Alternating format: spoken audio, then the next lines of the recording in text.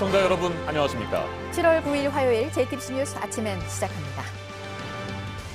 오늘 새벽 1시 50분까지 이어진 윤석열 검찰총장 후보자의 인사청문회에서 막판 위증 논란이 불거졌습니다. 자유한국당 김진태 의원이 공개한 2012년 12월 윤 후보자와 한 언론사 인터뷰 녹음 파일에는 윤 후보자가 대검 중수부 출신 변호사에게 윤우진 전 용산 세무서장을 한번 만나보라고 소개하는 내용이 담겼습니다. 윤석열 후보자는 앞서 뇌물수수 혐의로 경찰 수사를 받던 세무서장에게 변호사를 소개한 적이 없다고 진술한 바 있습니다. 이에 대해 야당 의원들은 변호사법 위반과 위증을 주장했고 윤 후보자는 변호사 소개와 선임은 다르다고 해명했습니다. 경남 거제에서 전처가 다니던 회사 대표를 흉기로 숨지게 하고 고층 아파트 옥상으로 달아났던 40대 남성이 경찰과 16시간째 대치를 하던 중 투신을 해서 사망했습니다. 김현미 국토교통부 장관이 민간 택지에 짓는 아파트에도 분양가 상한제를 적용하는 방안을 검토하겠다고 말했습니다. 김 장관은 어제 국회 국토교통위원회 전체회의에서 무주택 서민들이 부담하기에는 지금의 분양가가 상당히 높은 것이 사실이라며 민간 택지의 경우에도 분양가 상한제 도입을 검토할 때가 됐다고 밝혔습니다. 전국 우정노조가 오늘로 예고됐던 총파업을 철회하면서 사상 초유의 우편 대란을 피하게 된 가운데 이낙연 총리가 한 번도 파업을 하지 않은 전통을 지킨 것이라는 SNS 글을 올려서 노동계가 반발하고 있습니다. 국제원자력기구가 이란이 핵협정 상한 농도인 3.67%를 넘겨 우라늄을 농축한 사실을 확인했다고 밝혔습니다. 원자력기구는 이란이 어느 정도까지 우라늄을 농축했는지 공개하지 않았지만 이란은 현지 사찰단의 농축 농도를 4.5%라고 밝힌 것으로 전해졌습니다. 총선에서 압승을 하며 4년 반 만에 정권을 탈환한 그리스 신민당의 미초타키스 대표가 그리스에 산적해 있는 과제들을 고려해서 총리로 곧바로 취임했습니다. 곧 강요 명단을 발표할 예정입니다.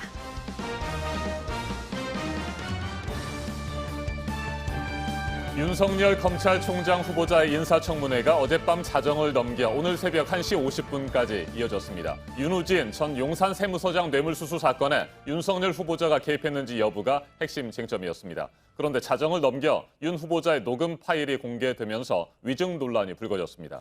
변호사에게 윤 전 세무서장을 만나보라고 언급한 녹음 파일이었는데요. 야당에서는 그럼 종일 거짓말을 한 것이라며 반발했습니다. 이에 대해서 윤석열 후보자는 변호사 소개는 했지만 선임이 된 건 아니라고 해명을 했습니다. 변호사 소개와 실제 선임은 다르기 때문에 문제가 없다는 겁니다. 날짜를 하루 넘겨서 계속된 윤석열 검찰총장 후보자 청문회 소식 먼저 이현 기자가 전해드리겠습니다. 자정을 넘겨 다시 시작된 윤석열 검찰총장 후보자의 인사청문회.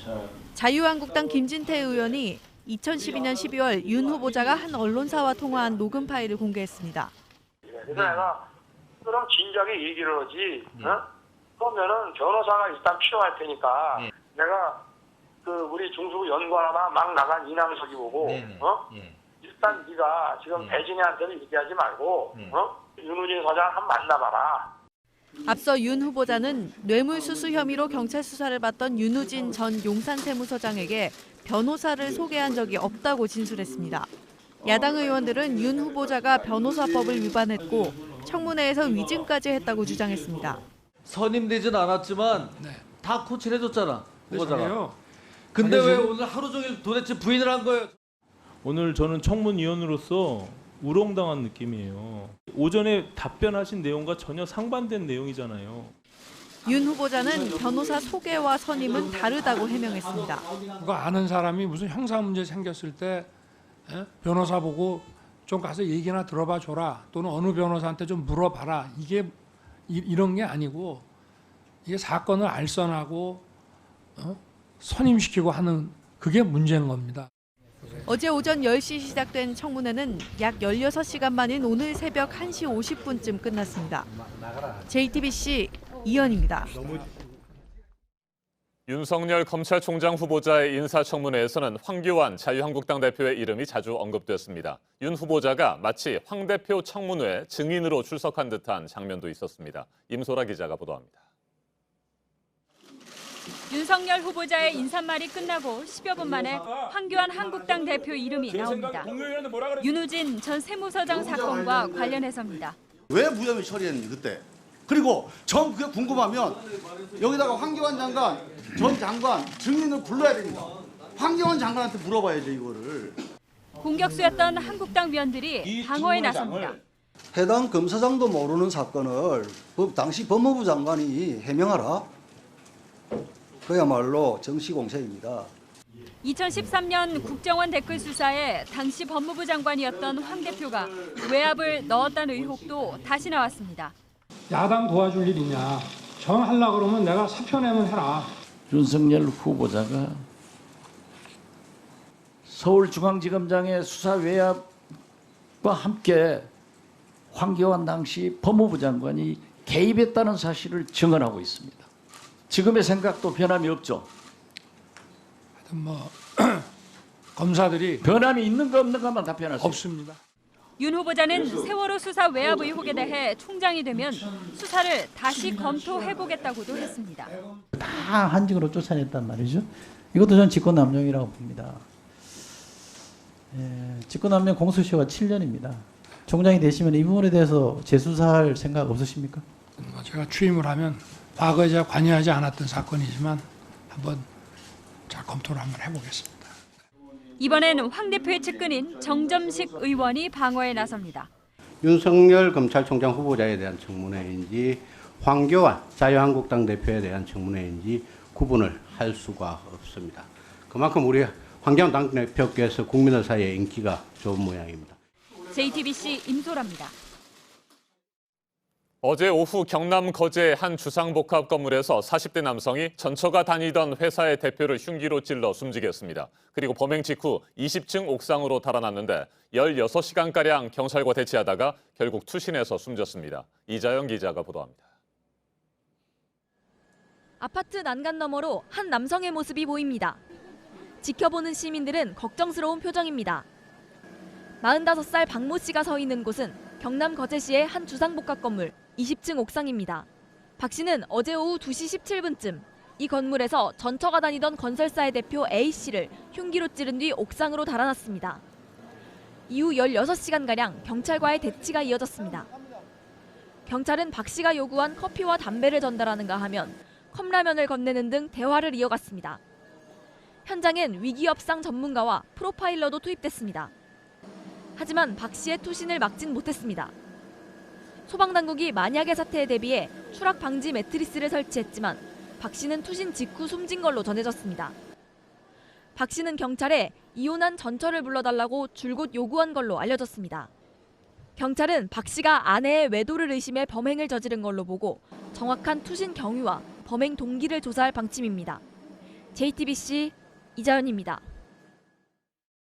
김현미 국토교통부 장관이 민간 택지에 짓는 아파트에도 분양가 상한제를 적용하는 방안을 검토하겠다고 말했습니다. 집값을 잡기 위해서 사실상 마지막 카드까지 꺼내들 준비에 들어간 겁니다. 이형 기자입니다. 김현미 국토교통부 장관은 어제 국회 국토교통위 전체 회의에서 분양가 상한제 카드를 꺼냈습니다. 무주택 서민들이 부담하기에는 지금의 분양가가 상당히 높은 것이 사실입니다. 그래서 민간 택지의 경우에 있어서도 분양가 상한제를 도입하는 것을 검토할 때가 되지 않았나. 서울 아파트값이 8개월 만에 반등하자 정부가 대책 마련에 나선 겁니다. 분양가 상한제는 땅값에 정부가 정해놓은 건축비를 더해서 분양가를 정합니다. 지금은 공공택지 아파트만 해당됩니다.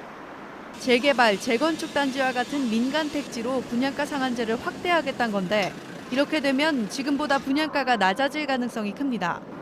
특히 서울 강남권 재건축 단지의 분양가가 크게 떨어질 수 있습니다. 한편 자유한국당 소속 국토교통위원들은 3기 신도시 정책의 부작용을 지적했습니다. 3기 덕분에 서울 집값이 더 오를 것 같다고 장관님께 고마워하고 있다는 그런 좀 댓글입니다. 강남 집값은 잡지 못한 채 지방과의 양극화 또 문제를 이렇게 더 심각하게 더 심화시키지 않나 이렇게 보고. 김 장관은 또 타다에 대한 법적 대응 주문에 대해 타다가 택시 제도권으로 들어와야 한다고 답했습니다. 타다가 하고 있는 서비스에 대한 국민적 지지는 상당히 높습니다. 사법적으로 결정을 내리는 것보다는 타다를 택시의 제도권 안으로 흡수해서. JTBC 이현입니다. 전국 우정노조가 당초 오늘로 예정했던 총파업을 하지 않기로 결정했죠. 정부가 제시한 중재안을 받아들인 겁니다. 그런데 이 같은 파업 철회에 대해 이낙연 국무총리가 무파업은 자랑스러운 전통이라는 취지의 글을 소셜미디어에 올려 노동계의 거센 반발을 샀습니다. 이자영 기자가 보도합니다. 이낙연 국무총리는 어제 저녁 자신의 페이스북 페이지에 우정노조는 한 번도 파업하지 않은 자랑스러운 전통을 지켰다는 내용의 글을 올렸습니다. 그러면서 우정노조의 충정을 국민이 기억할 것이라고 덧붙였습니다. 이후 청와대 페이스북 계정이 이 글을 공유했습니다. 전국 우정노동조합이 파업을 하지 않기로 한 것을 높게 평가한 글입니다.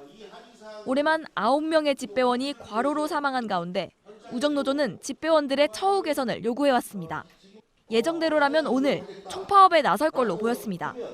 하지만 정부 중재안을 받아들이면서 우정노조는 총파업을 철회했습니다. 노동계에선 이 총리 글에 대한 비판이 이어졌습니다. 지금까지 단 한 차례도 파업이 없었던 것을 두고 전통이라고 한 건 부적절했단 겁니다. 민주노총은 논평에서 무파업 전통 발언은 파업에 대한 경박한 인식을 보여준다며 강하게 비판했습니다. 논란이 이어지자 이 총리는 해당 게시글을 삭제했습니다. JTBC 이자연입니다. 핵 합의에서 정한 우라늄 농축도를 높이겠다고 국제사회에 으름장을 놨던 이란이었습니다. 국제원자력기구 IAEA도 확인을 했습니다. 긴급회의를 조만간 열 예정입니다. 이란 핵 합의가 이제 물거품이 되는 건지 유럽 국가들은 대화로 해결을 하자고 하고 있습니다. 안태훈 기자입니다. 국제원자력기구 IAEA는 현지 시간 8일 이란이 핵 합의 상한선을 넘겨 우라늄을 농축한 것으로 확인했다고 밝혔습니다. 아마노 유키야 IAEA 사무총장은 이사회의 현장 사찰단이 이란의 우라늄 농축도를 검증했다면서 이같이 보고했습니다. 앞서 하산 로하니 이란 대통령은 지난 3일 내각회의에서 우라늄 농축도가 핵 합의 상한선인 3.67%에 머무르지 않을 것이라며 원하는 만큼 농축도를 올리겠다고 말했습니다. IAEA는 이란이 어느 정도까지 우라늄을 농축했는지 공개하지 않았지만 이란은 현지 사찰단에 농축도를 4.5%라고 알린 것으로 전해졌습니다. 이란 원자력청 측은 20%까지 우라늄을 농축하는 것은 아직 필요하지 않다면서도 원한다면 그렇게 할 수 있다고 밝혔습니다.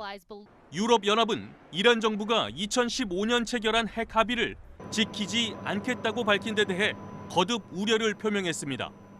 유럽연합 마야 코치안치치 대변인은 이란이 합의한 것에 어긋나는 모든 행위를 중단하고 이를 철회할 것을 강력히 촉구한다고 말했습니다. JTBC 안토니입니다. 그리스 총선에서 압승을 한 보수 성향의 신민당 소식 어제 전해드렸었는데 곧바로 미초타키스 대표가 총리로 취임을 했습니다. 워낙 그리스 상황이 좋지가 않아서입니다. 구제금융체제 하에 있었던 잃어버린 8년을 만회해야 하는 과제가 놓여 있습니다. 이재승 기자입니다. 그리스 조기 총선에서 승리한 중도우파 신민주당의 키리아코스 미초타키스 대표가 현지 시간 8일 새 총리로 취임했습니다. Μας έδωσε χθες μια ισχυρή εντολή να αλλάξουμε την Ελλάδα. Την εντολή αυτή θα την τιμήσουμε στο ακέραιο. Από σήμερα ξεκινάει σκληρή δουλειά. 신민주당은 하루 전 총선에서 39.8%의 득표율로 알렉시스 치프라스 총리가 이끈 급진 좌파 연합을 눌렀습니다. 총 300석 중 158석을 차지해 다른 정당과 연합 없이 단독 정부 구성도 가능했습니다. 유례없는 선거 다음 날 취임은 그리스 상황이 그만큼 녹록지 않음을 보여주는 상징적인 일로 평가됩니다. 그리스는 8년에 걸친 국제채권단의 구제금융체제에서 지난해 8월 벗어났습니다. 하지만 여전히 재정 지출 등에 있어 채권단의 엄격한 감독을 받고 있습니다. 이 과정에서 세금이 크게 오르고 재정 지출이 대폭 삭감됐습니다. 투자와 소비가 위축되자 경제 규모는 4분의 1가량 축소되고 일자리 감소도 심해졌습니다. 미국 하버드대를 졸업하고 컨설팅 회사에서 일한 미초타키스 신임 총리는 친기업적 성향으로 시장의 기대감을 높이고 있습니다. 이미 감세와 공기업 민영화, 일자리 창출, 규제 개혁 등을 공약했습니다. 또 국제채권단과의 긴축 재협상을 통해 재정 지출을 늘리겠다고 선언했습니다. 한편 4년 전 총선에서 6.99%의 득표율로 돌풍을 일으켰던 극우정당 황금새벽당은 이번 선거에서 득표율이 3%도 넘지 못했습니다. 황금새벽당은 선거관리위원회에 재검표를 공식 요청할 것이라고 밝혔습니다. JTBC 이재승입니다. 트럼프 행정부가 유례 없이 고장이 나 있다고 한 메모가 공개가 된 미국 주재 영국 대사. 지금 파문이 커지고 있는 게 불쾌감을 드러냈던 트럼프 대통령이 더는 상대를 하지 않겠다는 글을 올렸습니다. 미국과 영국 두 나라 간의 외교적 사안으로 번질 가능성도 있습니다. 워싱턴 임종주 특파원이 이 소식 전해왔습니다.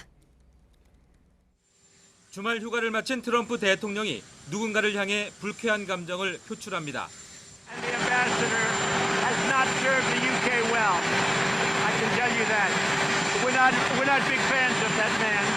거론된 인물은 킴 데럭 미국 주재 영국 대사입니다. 이른바 워싱턴 메모 파문의 당사자로 지목돼 있습니다. 트럼프 대통령은 분을 삭히지 못한 듯 트위터에 다시 비난글을 올렸습니다. 데럭 대사를 누가 좋아하지도 않고 미국 내 평판도 안 좋다며 더는 상대하지 않겠다고 밝혔습니다. 사실상 불신임과 함께 교체를 요구한 것으로 받아들여지는 대목입니다. 앞서 영국 일간 데일리 메일은 2년 전부터 최근까지 비밀리에 보고된 데럭 대사의 메모를 입수했다며 보도했습니다. 트럼프 행정부가 서툴고 유례 없이 고장나 있다고 묘사돼 있습니다. 이보다 더 외교적으로 어설플 수 없고 대통령직이 불명예스럽게 끝날 수 있다는 표현도 있습니다. 백악관의 내분 이른바 칼싸움이 있다는 보도는 대부분 사실이라는 내용도 메모에 들어 있습니다. 발칵 뒤집힌 영국은 외무부가 유출 조사에 들어가고 데럭 대사 경질론도 불거지고 있습니다. 그러나 영국 정부는 솔직한 평가는 대사의 업무라며 경질론에 일단 선을 긋고 있습니다. 차기 총리 겸 보수당 대표를 뽑는 시점인데다 영국의 유럽연합 탈퇴, 브렉시트를 둘러싼 음모론까지 가세하는 등 파문은 커지고 있습니다. 여기에다 트럼프 대통령이 직접 불쾌하다는 반응을 보이면서 외교적 사안으로 번질 가능성을 이곳에선 예의주시하고 있습니다. 워싱턴에서 JTBC 임종주입니다. 네, 오늘 아침에 들어온 해상에서의 사고 소식이 하나 있는데요. 경남 통영시 매물도 인근에서 오늘 새벽 한 4시가 다 된 시간 어선이 전복이 됐습니다. 6명이 타고 있었는데 5명은 구조가 됐지만 아직 1명을 못 찾고 있습니다. 보도국 연결해서 알아보도록 하겠습니다. 안태훈 기자, 계속 수색 작업이 진행되고 있는 거죠? 네, 그렇습니다. 앞서 말씀해 주신 내용은 통영해양경찰서가 밝힌 내용입니다. 나머지 1명은 실종된 상태고요. 해양경찰은 경비함정 26척, 항공기 넉 대, 해군함정 1척, 민간선박 3척을 동원해서 수색 작업을 계속 벌이고 있습니다. 고깃배가 뒤집히는 사고는 오늘 새벽 3시 42분쯤에 발생했습니다. 사고 당시 해역의 파도는 2m에서 2.5m로 높게 일었던 것으로 전해지고 있습니다. 해양경찰은 선원의 신원과 배가 뒤집힌 원인 등에 대해서도 조사를 벌이고 있습니다. 네, 그리고 미국 캘리포니아에서 연일 이어지고 있는 지진 소식 요즘 계속 전해드리고 있습니다. 7 이상 규모의 강진이 또 날 가능성은 여전히 1%가 안 되는 것으로 전망은 되고 있는데 이런 예측이 나왔는데요. 앞으로 6개월 동안 3만 번의 여진이 계속될 것이라고요?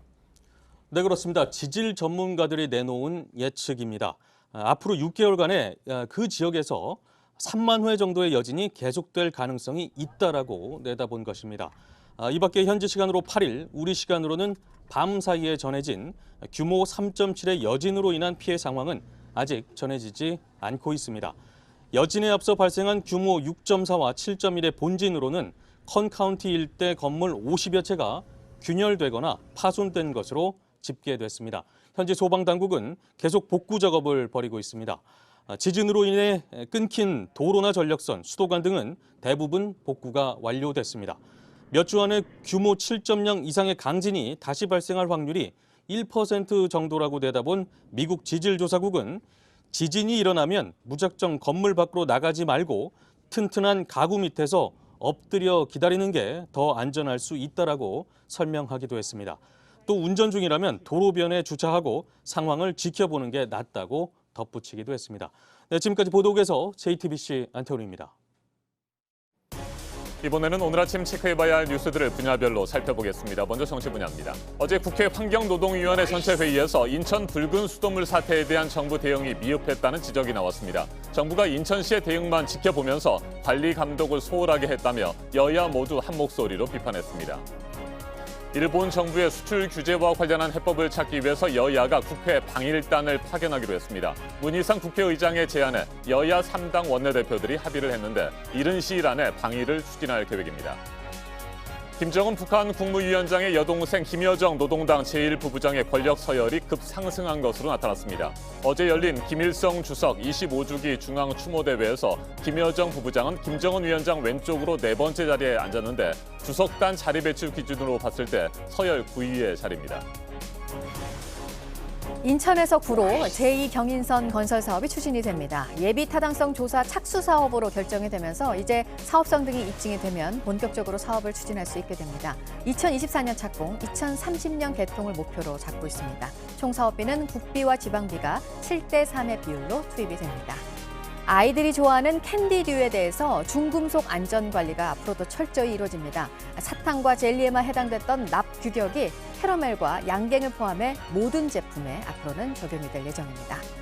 부산 지하철 노조가 파업을 예고한 날짜가 이제 내일로 다가왔는데요. 오늘 신규 인력을 얼마나 채용하고 임금을 얼마나 올릴지를 두고 마지막 협상이 있습니다. 합의가 나오지 않으면 내일 새벽에 파업을 시작합니다. 계속해서 사회 분야 뉴스입니다. 어제 오후 2시 4분쯤 강원도 동해시 북동쪽 59km 해역에서 규모 2.3의 지진이 발생했습니다. 신고된 피해는 없었습니다. 올해 들어 동해시 해역에서는 지난 4월 규모 4.3 지진에 이어 두 번째 지진입니다.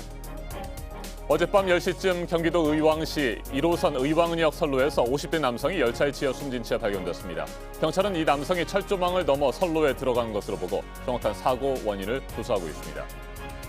같은 직장의 여성 동료들을 몰래 촬영한 50대 공무원이 구속됐습니다. 경상남도 소속의 이 공무원은 근무지 탈의실에 몰래카메라 2대를 설치한 뒤 1년가량 여성 동료들이 옷을 갈아입는 모습을 100여 차례 불법 촬영했습니다. 촬영 사진이 담긴 USB를 분실하면서 벌미를 잡혔습니다. 한국 교회 역사상 처음으로 표준 정관이 만들어졌습니다. 교회마다 정관을 만들 때 참고할 만한 매뉴얼입니다. 특히 논란이 되고 있는 목회직 세습을 금지하는 내용이 들어가 있어서 관심을 갖고 있습니다. 마약 투약 혐의로 1심에서 징역형의 집행유예를 선고받은 가수 박유천 씨에 대해서 검찰이 1심 재판부 판단을 받아들여서 항소를 하지 않기로 했습니다. 석방이 된 박유천 씨도 항소하지 않을 가능성이 커서 1심 선고가 그대로 확정이 될 것으로 보입니다. 지난달 21일부터 이어진 대구 국제 뮤지컬 페스티벌 딤프가 어제 막을 내렸습니다. 개막작이었고 총 13번의 공연을 모두 흥행시킨 영국 뮤지컬 웨딩싱어가 대상을 받았습니다. 국회 대정부 질문이 오늘부터 사흘 동안 진행이 됩니다. 오늘 첫날 정치, 외교, 통일, 안보 분야입니다. 지금 가장 큰 이슈라고 할 수 있는 일본 정부의 수출 규제에 대한 대응 방안, 또 판문점에서 남북미 정상이 만난 뒤 북미 실무 협상 진행 상황 등이 오늘 주요 쟁점이 될 것으로 보입니다. 서울의 자유령 사립고 13곳과 인천 1곳, 오늘 평가 결과가 나옵니다. 올해 평가 대상이 전국에 24곳인데 절반이 넘는 곳들에 대해서 오늘 결과가 나오는 겁니다. 특히 자사고 가운데 유일하게 전국에서 학생을 뽑는 하나고가 포함이 돼 있어서 또 한 번 긴장감이 감돌고 있습니다. 김학의 전 법무부 차관을 포함해 유력 인사들에게 뇌물을 건네거나 성접대를 한 혐의를 받고 있는 건설업자 윤중천 씨 재판이 오늘 시작이 됩니다. 구속되고 나서 검찰 조사를 사실상 거부해왔던 윤 씨가 정식 재판에서는 무죄를 적극적으로 주장을 할 것으로 보입니다. 주목할 만한 분야별 뉴스들 체크해드렸습니다. 이어서 기상정보입니다. 서울 등 중서부 지방에 폭염주의보 발효 중인 가운데 오늘도 30도를 웃도는 강한 더위가 기승을 부리겠습니다. 지도 보시면 중서부 대부분 지역이 이렇게 30도를 넘어서겠고요. 그 밖의 지역은 비교적 더위가 덜한 편입니다. 특히 동해안 지역은 동풍의 영향으로 오늘 무척 선선하겠습니다. 아침까지 강원 영동에는 약하게 비 소식이 있습니다. 또 오후에는 대기 불안정으로 전남과 경남에 소나기가 지나겠습니다. 오늘 낮 기온은 서울이 33도, 전주와 광주가 29도, 대구가 27도로 예상되고요. 북한 지역 대부분 30도를 웃돌며 오늘 무척 볕이 강하겠습니다. 내일과 모레 장맛비 소식에 더위는 주춤하겠습니다. 내일 새벽 제주를 시작으로 오후에는 전국으로 확대되겠고요. 동해안과 제주 산간 지역에 100mm 이상 쏟아지겠습니다. 기상정보였습니다.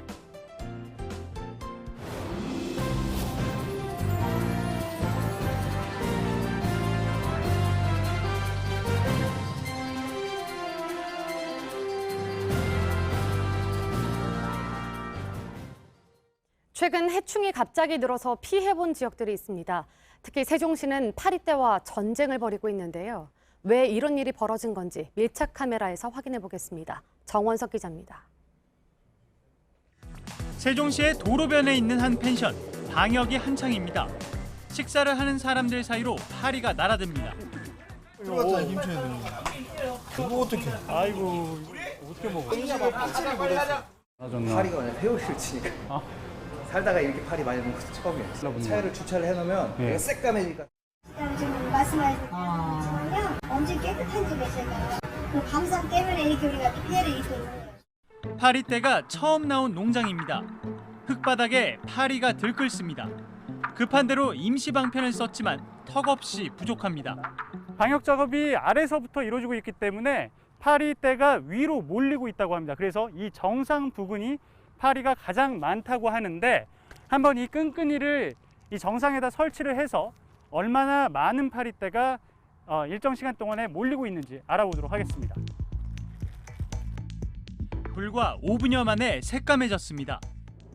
대체 이 파리떼가 어디서 나타났느냐라는 궁금증이 생길 수밖에 없는데 말 그대로 땅에서 파리떼가 솟아났다라고 해도 과언이 아닙니다. 지금도 보면은 땅에 파리떼들이 이렇게 우글우글거리는 모습을 볼 수 있는데요. 이 밤 농장에 액상으로 된 음식 쓰레기 비료를 뿌렸다가 말 그대로 땅 자체가 파리 소굴이 돼버린 겁니다. 며칠 전부터 방역 작업이 시작됐지만 주민들은 뒤늦은 처사라고 꼬집습니다. 이건 5월 18일 날 뿌렸다고. 6월 네. 초부터 파리가 유입이 많이 됐어요. 처음에 저기 면 쪽에 얘기를 했는데 뭐 들은 척도 안 하니까. 면사무소요? 그렇죠. 뭐 이제 그때 대수롭지 않게 생각한 거죠. 파리 많다고. 해당 농가에선 친환경 밤을 생산하려다 생긴 일이라고 말합니다. 완전 먹어주고 갖다 주는 사람이 준다고 해서 애기가 사실은 제대로 만드는 것은 파리가 생기더라고요. 해당 비료업자는 현재 조사를 받고 있습니다. 인지를 밝히질 않아요. 그 살포자가. 아무래도 이렇게 계속 거짓말을 하는 거 보면 불량품을 갖다가 뿌린 것 같아요. 벌레 때문에 작물 피해가 심각한 곳도 있습니다. 강원도 횡성의 한 토마토 농가. 병에 걸린 작물을 뽑아내는 작업이 한창입니다. 이거를 왜 뽑냐면 예방을 하기 위해서 뽑는 거 번지지 말라고. 얘가 이게 번질 수가 있나요? 그러니까 뽑는 거예요. 총체벌레가 옮기는 병충해 때문입니다. 지금 이 꽃잎 안에 이 조그마한 총체벌레들이 바글바글하게 돌아다니고 있는데요. 얘네들이 이 병충해나 바이러스를 고추잎에 옮기게 되면은 이렇게 진녹색으로 건강했던 고추잎이 이런 반점 형태로 아예 변색이 되게 됩니다. 그 결과 고추가 열린다고 하더라도 이렇게 색깔이 굉장히 반점 형태로 여러 가지 색을 지니게 되는 이런 칼라병에 걸리기도 하고요. 아니면은 고추가 이렇게 중간중간 뭔가 파먹은 듯하게 형태가 변하기도 합니다. 그전에 이런 병이 없었는데 몇 년 전부터 이게 바이러스라는 게 이런 병이 와요. 고치는 방법이 없대요. 약도 없대요. 올해는 이제 더 심한데 그 작년 겨울에 별로 올 소라 이렇게 춥진 않았잖아요. 그러니까 얘네 총체벌레가 많이 월동을 한 것 같아요. 얼어 죽질 않고. 강원도 춘천은 나방떼가 극성입니다. 진짜 나방이 뭐 여기 다 덮을 정도로 저기 등을 덮어서 어두워질 정도로 많이 나와요. 뛰게 되면 숨이 가쁠 거 아니에요. 그러면 입을 벌려서 호흡을 하잖아요. 호흡을 하면 나방이 입속으로 들어오는 거죠. 이 바닥에 떨어진 하얀 껌종이 같은 것들이 전부 나방들입니다. 3년 전 이곳 춘천에 나방떼가 창궐했을 때와 비교하면 확실히 방역 결과 그 개체수가 줄었다고도 볼 수 있는데요. 세종시 파리떼와 같이 사람의 실수로 벌어진 피해도 빠르게 대처하지 않는다면 간단하게 끝나지 않을지도 모릅니다. 밀착 카메라 정원석입니다.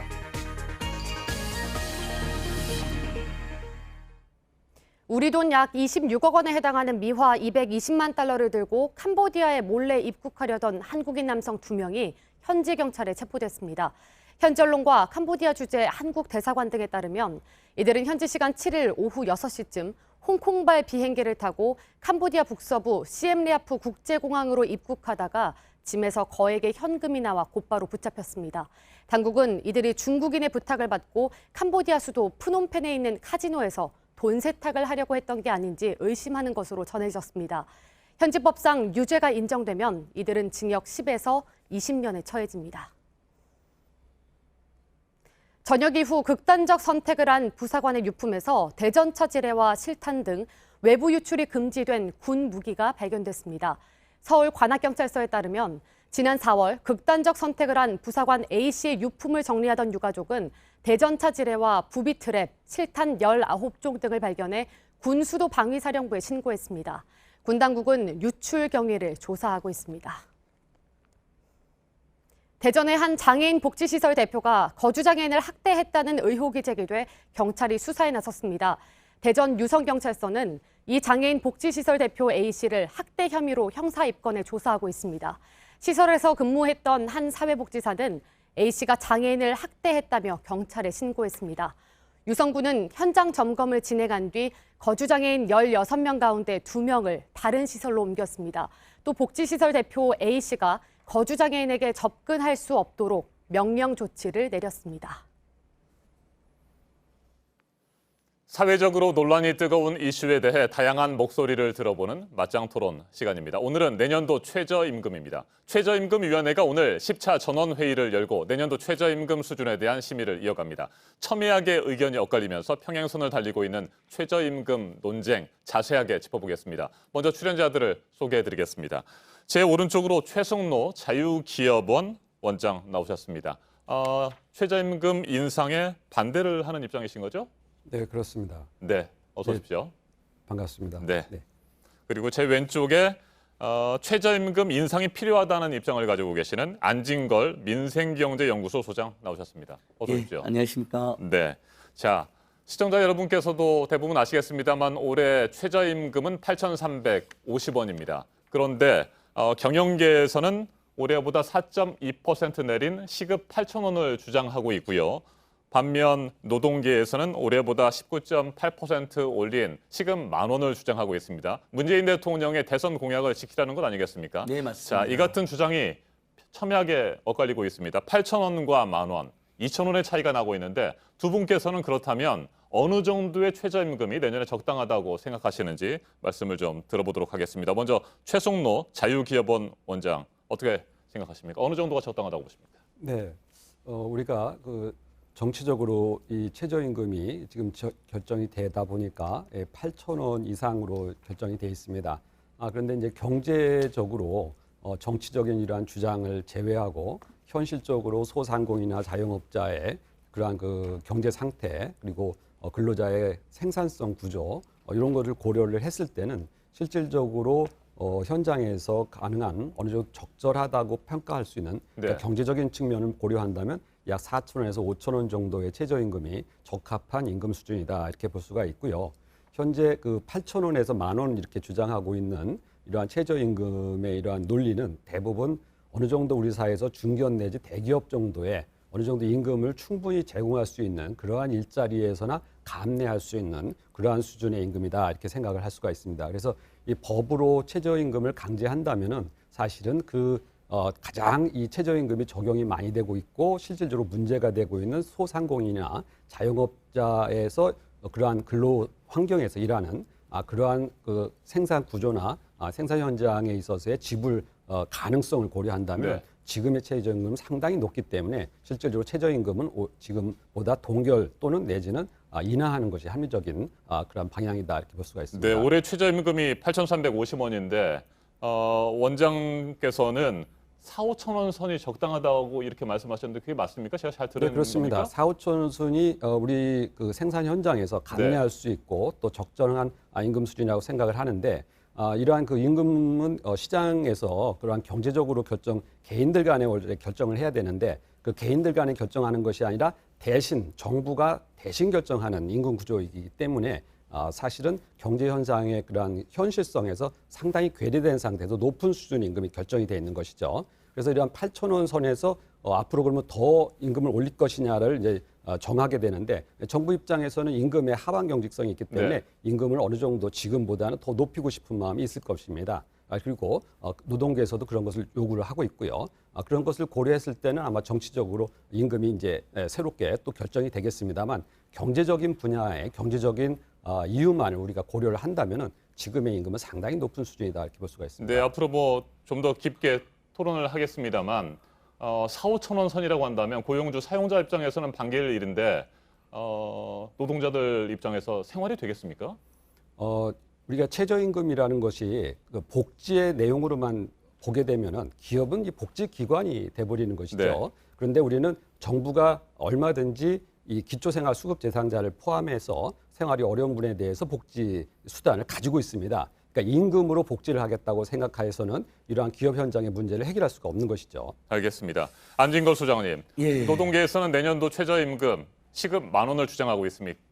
뭐 거기에 동의하십니까? 아니면 어느 정도가 적당하다고 보십니까? 그 취지는 충분히 네. 공감하고 있습니다. 사실 아침부터 좀 저희가 이렇게 논쟁적 주제를 다뤄서 시청자들께 부담이 될까 죄송하긴 하지만 드릴 말씀 또 드려야 되니까요. 네.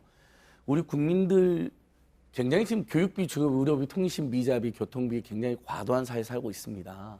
그래서 우리가 보통 사람을 소개하는 사람 뽑을 때 월급 200~300은 맞춰준다. 월급 네. 200~300은 맞춰달라는 이야기를 하십니다. 그 바로 월급 200만 원이 시급 10,000원 수준이거든요. 원래 여야 대통령 후보님들 모두 시기의 차이는 있지만 최저임금 10,000원 돼야 된다라고 공약을 했습니다. 근데 이게 이렇게까지 저소득층 노동자들의 가게 살림을 좀 필기해가지고 네. 그분들이 먹고 살게도 도와주고 한편으로는 최소한 그러다 보면 소비도 좀 늘어나서 내수도 활성화돼서 한국의 경제활력도 제고한다는 굉장히 좋은 정책인데 지난 2년간 너무 논쟁이 돼버렸잖아요. 마치 최저임금 때문에 나라가 망한다, 경제가 망한 것처럼 너무나 논란이 커지면서 공약대로 지키기는 어려운 상황이 네. 됐다. 이런 부분은 저도 이해를 합니다. 그래도 노동계는 최소 약속대로 10,000원은 올려야지 월급 200만 원 수준이고 그래야 먹고 살 수 있다라는 절박한 주장을 하신 것으로 저는 이해를 하고 있고요. 다만 지금 어쨌든 주기가 어렵다라는 중소상공인이나 중소기업들 하소연도 일부 있는 건 사실이기 때문에 약속대로 다 올리는 것만이 능사는 아니다. 그래서 지금 8,350원 네. 올해 이걸 이제 주휴수당까지 포함해서 114만 원인데요. 실제로 주휴수당을 빼면 150만 원대밖에 안 됩니다. 주휴수당을 안 주는 경우도 많기 때문에요. 그래서 저는 우리 최승 원장님 4,5천 원이면 월급 8~90만 원이라는 건데 이건 자영업자나 중소기업도 바라지 않습니다. 왜냐하면 노동자나 우리 국내 소득이 너무 줄어들면요. 소비를 아예 안 하시겠죠. 네. 그러면 경제가 안 굴러가잖아요. 결국은 최소한의 그분들 인간다운 삶도 보장해주고 소비도 조금씩 하게 진작을 해야 되거든요. 그래서 박근혜 정부 때도 이른바 임금주도 성장론이라는 말을 보수 정부에서도 한 겁니다. 임금을 올려야 내수 활성화는 경제 활성화는. 이건 문재인 정부에서 이야기한 게 아니고 이미 박근혜 정부 때 돈이 도는 경제 민주화, 그다음에 임금주도 경제 성장 이야기했다는 것. 이걸 다시 한번 환기시켜야 됩니다. 그런 점에서 일자리 안정자금이라든지 근로장려 세제라든지 신용카드 가맹점 수수료 대폭 인하 같은 중소상공인 지원 대책이 효과를 나타내고는 있지만 그래도 부담스러운 분들이 있어. 저는 이제 굉장히 저도 고심을 많이 해봤거든요. 네. 어느 정도 하면 8,350원에서 저희가 8%를 올리면 668원이 늘어납니다. 그렇게 되면 9,018원인데요. 이 8%의 수치는 지난 이명박 정부나 박근혜 정부, 보수 정부에서도 7~8%는 꾸준히 올랐습니다. 그 정도로 한국의 체증이 낮기 때문에 어쩔 수 없이 그 정도로 올려야 된다는 사회적 합의가 있었던 것이거든요. 거기에다가 이제 문재인 정부에서는 조금 더 서민들이 너무 살기 힘드니까 200만 향해 가자 해서 작년에 157만 원, 올해 174만 원. 네. 주휴수당 포함해서. 그래서 최소 9%, 8%는 올려야지 9,000원 정도가 되는데 그 정도는 올려야 물가 상승률도 조금, 물가 상승률 되면 임금이 올라야 되잖아요. 최소한 저소득 노동자들이 숨통을 튄다. 그래서 많은 약속은 혹시 못 지킨다 하더라도 대통령께서도 그건 좀 어렵다고 이미 이야기했기 때문에 9,000원 이상은 될 수 있도록 우리 사회가 지혜를 모아야 된다. 다만 네. 그걸 주기 어려운 혹시 중소상공인들이 있다면 올해 2월 달에 신용카드 가맹점 수수료가 대폭 인하돼가지고요.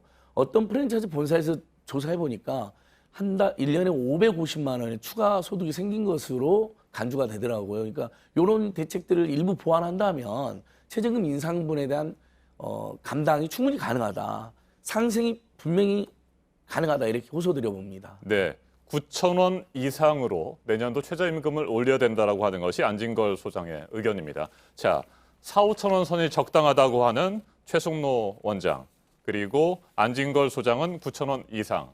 뭐 한 4,5,000원 정도의 차이가 납니다. 실제 경영계와 노동계가 지금 내년도 최저임금을 앞두고 최초로 제안한 건 2,000원 정도의 차이가 있었는데 서로의 의견에 대해서 어떻게 생각하시는지요? 최승로 원장 말씀해 주십시오. 이 임금을 다른 사람이 대신 결정하면 사실은 많이 주고 싶은 마음이 더 커질 수도 있어요. 그리고 쉽게 많이 더 주겠다라고 이야기할 수가 있습니다. 그러다 보니까 이제 정치인들이 선심성 공약으로 더 많은 임금을 주겠다라고 얘기하죠. 근데 그 임금을 주겠다는 게 내가 주겠다는 것이 아니라 다른 사람 임금을 강제로 줘라라고 법으로 만드는 거란 말이에요. 그러다 보니까 이제 터무니없이 임금이 지금 올라가 있는 수준입니다. 이렇게 인심은 이제 정치인이 쓰고 그 다음에 진짜로 부담해야 되는 사람들한테는 어떤 내용이 실질적으로 그걸 감내할 수 있는 내용이 없다는 말이시죠. 그러면은 지금 있는 현재 그 대부분 그 임금을 감내하지 못하고 시장에서 도태된 그런 사업자들은 사실은 이제 더 이상 이야기를 할 수가 없는 상황이 돼버렸어요. 그러다 보니까 지금 사업자들한테 물어보면 요 정도 임금은 견딜만 합니다. 당연하죠. 견딜만한 한 사업자만 남아있기 때문에 그런 거예요. 지금 그 임금을 견디지 못하고 시장에서 도태된 사업자나 근로자들, 그런 사람들은 이미 발언권을 상실한 것이죠. 만약에 이렇게 최저임금을 터무니없이 높여놓지 않았다면 지금 그 이야기를 할 수 있는 사람들이 또 있어요.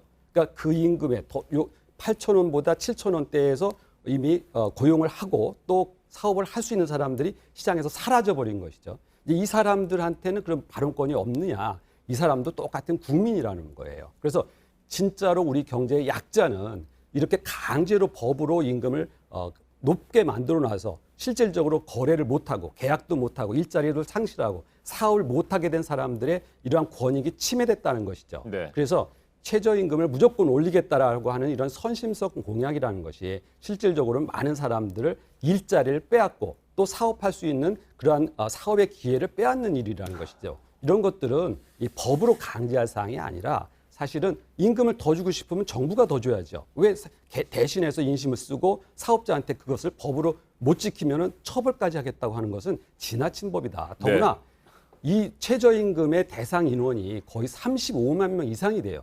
노조 추계로는 50만 명 가까이 되는데 터무니없이 많다는 것입니다. 이렇게 최저임금에 적용되는 근로자의 수가 이렇게 많은 것은 최저임금 제도 이 자체가 잘못 운영되고 있다. 이 법의 취지에서 벗어나 있다. 그 정도로 최저임금이 지나치게 높게 책정돼 있다라고 말씀을 드릴 수가 있습니다. 알겠습니다. 자, 이 같은 의견에 대해서 안진걸 소장은 어떤 의견이십니까? 제가 웬만한 뭐 재벌 대기업이라든지 보수 경제 평론가들하고도 토론해 보면 최근에 이제 국민 여론조사에서 그 최저임금 국민들께서는 4~5%는 올라야 된다라고 이제 얼마 전에 결과 발표되지 않았습니까? 근데 좀 보수적인 분들도 4~5% 정도는 올라야 된다냐, 물가 인상률보다는 올라야 되니까 물가 인상률은 낮으면 임금이 삭감되는 건데 임금이 삭감돼 가지고는 도저히 살 수가 없잖아요. 근데 최승로 원장님은 아주 독특한 주장을 하시는 겁니다. 월급을 80만 원, 90만 원만 줘야 된다고 생각하는데요. 지금 미국도 최저임금이 15달러, 그 다음에 일본도 1,000엔, 그러니까 다 10,000원이나 15,000원, 2만 원 사이로 가고 있거든요. 그러니까 그건 아까 말씀드린 계속 두 가지입니다. 그걸 노동자와 자본가에게만 맡겨놓으면 자본가 훨씬 힘이 세고 사용자 힘이 세기 때문에 당연히 정말 인간답게 살 수도 없는, 최소한 인간은 삶을 살 수 없는 횡포나 수탈을 해버리는 거죠. 그래서 역사적으로 노동법이라는 걸 만들고 근로기준법이라는 걸 만들고 최저임금법을 만들어서 모든 나라가 최소한의 보호를 해주는 겁니다. 지금 최승로 원장님은 월급이 최저임금 터무니없이 높다고 하는데 아니 주휴수당 빼고 올해 150만 원대인데 이게 어떻게 터무니없이 높습니까? 정말 재벌 예를 들면 그걸 주기도 어려운 중산군들이 나서가지고 더 줘야 되는데 그것도 주기가 너무 힘들다는 것은 설득력이 있는데요. 우리나라의 재벌 대기업이라든지 재벌 대기업을 대변하는 자유교본이라든지 본인들은 연봉을 막 수억씩 받으면서 그 우리 일반 노동자 서민들이 월급 받는 주휴수당 빼고 150만 원이 터무니없이 높다는 것은 어떤 설득력을 가지겠습니까? 저는 그런 얘기를 들으면 막 화가 나고 눈물이 나려고 그럽니다. 정말 알바해서 최소한의 노동을 해가지고 먹고 사는 500만 명의 최저임금층이 있고요. 네. 그들보다 조금 더 받는 1000만 명의 저소득 노동자들이 있습니다. 이들은 지금 내년도에 최저임금이 동결되거나 삭감될까 봐 너무나 가슴앓이를 하고 있거든요. 가족들 생계를 책임져야 되는 분인데. 그래서 다만 저희도 약속대로 무조건 올려라고 지금 주장하고 있는 게 아니잖아요. 왜냐하면 그래도 주기 어려운 분들이 계시고 그다음에 논란이 됐잖아요. 지난 2년간. 그렇다면 그분에 대해서도 충분히 고려했을 때 최소한 8% 정도면 9,000원이 좀 넘는데 그 정도면 그래도 그 물가 인상률에 대비해서 조금 더 올라가서 살림을 꾸리는 조금은 도움이 될 거고 우리나라 중소기업이나 중소상공인들도 그 정도는 감당이 가능하실 거다. 실제 요것만 하나 더 설명할게요. 실제 중소기업 벤처부라든지 중소기업 중앙회에서 조사했을 때 중소상공인들이 최저임금이 가장 힘들다고 답할 줄 알았거든요. 저는요. 근데 첫 번째, 두 번째 답은 다 소비 심리 위축에 따른 판매 부진이나 매출 하락이 나와 있고요. 두 번째가 과당 경쟁이나 원재료 상승이 나와 있습니다. 알겠습니다. 그 부분을 오히려 해결해 주는 게 그분들을 돕는 거다. 최저임금에 대한 시비는 너무 걸지 않았으면 좋겠다. 네, 일단 여기까지 듣겠습니다. 앞서 저희가 토론을 시작하면서 제가 최승로 원장께서 4,5천 원 선이 적당하다고 했을 때 과연 그걸 가지고 생활할 수 있겠느냐 뭐 이런 식의 추가 질문을 한두 가지를 더 드렸었기 때문에 안진걸 소장께도 뭐 사회 다양한 의견들을 한번 관련해서 제가 질문을 좀 드려보겠습니다. 최저임금이 2년 연속 올랐습니다. 그러다 보니까 당장 중소상공인들, 자영업자들 운영하기가 어렵다고 하면서 직원들을 제대로 뽑지 않고 아르바이트 자리마저도 줄어든 것이 현실입니다. 일자리가 줄어들고 있는데 계속해서 올리게 되면 결국에 청년들도 마찬가지고요. 구직자들이 일자리를 얻지 못하지 않겠느냐 이런 우려가 분명히 있습니다. 어떻게 생각하세요? 근데 전 세계 모든 연구 결과에서 최저임금이 고용률을 떨어뜨린다라는 확정된 결과는 없습니다. 최근에도 경희대 김태훈 교수팀이 최저임금 인상은 전체 고용률에는 영향이 없다. 그리고 이제 많은 분들이 혹시라도 가짜 뉴스에 이렇게 속으신 게 있는데 국민 고용률은 오히려 올라갔습니다. 그러니까 고용 인원은 최저임금이 대폭 오른 지난 2년에도 상대적으로는 증가했습니다. 고용 인원은 이건 팩트잖아요. 요건 짚고 보니까 만약에 지금 사실 일부 보수 언론을 보도를 보면 마치 2년간 임금이 올라가고 일자리가 엄청나게 날아가 버린 것처럼 이야기되는데 사실은 아니라는 거. 다만 최근에 연구 결과 몇 개를 보면 저도 인정하는 겁니다. 그리고 저도 학교에서 학생들 수업을 해보면요. 학생들 90%는 최저임금 인상에 찬성하는데 10% 정도는 그 때문에 알바 자리가 좀 줄어든 것 같습니다. 교수님 그 부분도 고려해 주십시오 하는 의견이 있으세요. 그리고 실제 제 친구들 중에 장사하는 친구들 중에 이런 얘기를 합니다. 최저임금 때문에 사업을 못한다는 건 말이 안 되지만 안진것이 네 말대로 다만 내가 원래 한 사람 더 뽑으려고 했는데 부담돼서 안 뽑았다거나 10명의 인원을 고용하고 있다가 임금이 예를 들면 20만 원씩 올랐으면 10명이면 200만 원이 올라간 거잖아요. 최저임금 부담분이. 한 명을 줄인 건 사실이니 그 점도 고려해달라는 이야기를 하시더라고요. 그건 저도 인정합니다. 바로 그분들을 위해서 일자리 안정자금이 지금 15만 원 안팎이 지급되고 있고 EITC, 예전 노동자들만 지급하는 걸 지금 자영업자들도 지급해가지고요. 최소 70만 원에서 100만 원을 받았다는 분들이 글이 올라옵니다. 도움이 됐다는 게. 그 아까 말씀드린 것처럼 신용카드 가맹점 수수료가 대폭 올해 2월부터 인하돼서요. 한 프랜차이즈 조사해보니까 자기 가맹점주마다 500만 원씩이 인상이 됐다는 거예요. 소득이요. 그러면 최저임금 인상분을 감당이 가능한 수준이잖아요. 그래서 저는 부담을 느끼는 계층이 있다는 걸 충분히 알고 있고 저도 그분들 많이 만나고 있다. 다만 진짜 어려운 것은 오히려 매출 하락이나 소비심리 위축이다. 정리를 해주시죠. 그리고 건물주 임대료라든지 본사의 과다한 로얄티 같은 것들인데 이 부분을 해결한다면 갑과 을과 병이 너무 과도하게 오르지 않는 범위 내에서 상생이 충분히 가능하다 이렇게 보고 있습니다. 뜨거운 논쟁이 진행되고 있는데 저희가 또 토론을 마무리해야 될 시간이 됐으니까요. 한 20초씩 드리겠습니다. 내년도 최저임금을 결정하는 데 있어서 가장 신경을 써야 할 부분이 뭔지 뭐 키워드 한 2가지 정도로 말씀을 좀 해주시겠습니까? 일단 최승로 원장께서 어떤 것들을 얘기하실 수 있겠습니까? 이 최저임금 짧게 정리해 주십시오. 기업에 있어서의 그 임금을 여론으로 결정하려고 해서는 안 됩니다. 그러니까 경제 문제는 경제 논리로 풀어야 되는 것이죠. 그런데 정부가 지금까지 대부분의 최저임금을 노동계의 요구를 반영하는 방식으로만 최저임금을 결정해 왔습니다. 그래서 올해도 만약 그렇게 된다면은 상당히 많은 일자리가 또 줄게 되겠죠. 그런 면에서 지금 일자리가 급격하게 줄고 있고 사업자가 폐업으로 위기에 몰리는 것을 고려한다면은 최저임금 인상에 대해서는 자제하는 것이 필요하다 이렇게 생각합니다. 알겠습니다. 안진걸 소장 짧게 정리해 주시죠. 임금을 무조건 사업자만 맡겨놔달라고 하는데 시장에만 맡겨놔가지고 그동안 너무나 많은 수탈이나 국민들의 손해가 있었습니다. 모든 걸 시장에 맡겨놓는 것은 바람직하지 않습니다. 시장의 기능을 존중하더라도요. 그래서 세계가 모두 주 하루 8시간 노동제, 주 5일 근무제, 최저임금 같은 건 법으로 강제하고 있는 건데 이건 모든 기업의 기업 개발한 게 아니잖아요. 최소한 한 500만 명 정도의 저소득 노동자들이 인간다운 삶만 보장해달라는 거거든요. 근데 마치 그것 때문에 나라가 망하고 경제가 망한 것처럼 너무 과하게 흔드는 것은 정말 바람직하지 않다. 다만 어려움을 겪는 중소상공이 있는 건 분명 사실이니까 그분들을 위한 최저임금이 올라가는 만큼의 그분들이 그걸 감당할 수 있는 대책만 선제적으로 병행해서 나온다면 이 불필요한 논쟁은 끝날 수가 있다. 정말 157만 원, 주휴수당 빼고 150만 원으로 어떻게 살겠습니까? 알겠습니다. 조금이라도 거기까지 더 올릴 수 있도록 우리 사회가 지혜를 모아주십시오. 거기까지 듣겠습니다. 당부드립니다. 네. 자, 지금까지 최승로 자유기업원 원장 그리고 안진걸 민생경제연구소 소장이었습니다. 오늘 두 분 토론 잘 들었습니다. 감사합니다. 수고 많으셨습니다. 고맙습니다.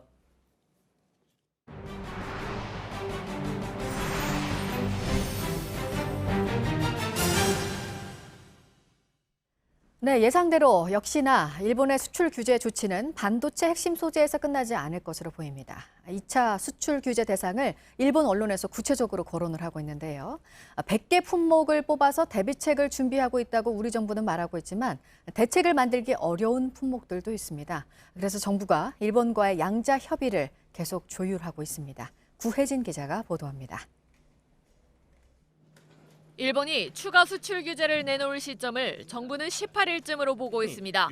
일본 정부는 강제징용 배상 판결 문제로 제3국의 중재위원회를 설치하자고 제안했는데 18일이 우리 정부의 답변 시한입니다. 현재로선 우리 정부가 답변을 하지 않을 가능성이 큽니다. NHK는 공작기계와 탄소 섬유로 규제를 확대할 수 있다고 품목까지 구체적으로 보도했습니다.